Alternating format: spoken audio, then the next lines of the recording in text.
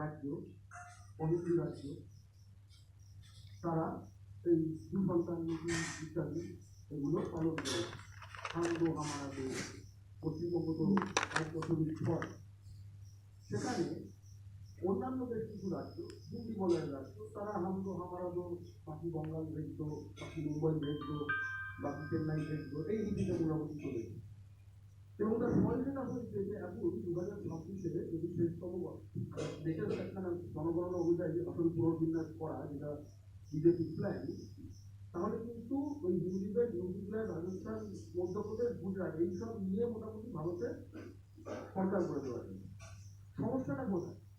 সমস্যাটা হচ্ছে একখানা কনসেপ্ট আছে যে ট্যাক্সেশন উইদাউট রিপ্রেজেন্টেশন।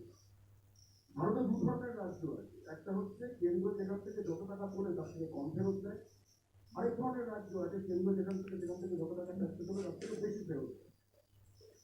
যত টাকা পড়ে তার থেকে কম ফেরত দেয় ফাইন্যান্স কমিশন ফর্মুলা অনুযায়ী এই লিস্টে রয়েছে পশ্চিমবঙ্গ, তামিলনাড়ু, কর্ণাটক, মহারাষ্ট্র, তেলেঙ্গানা ইত্যাদি ইত্যাদি।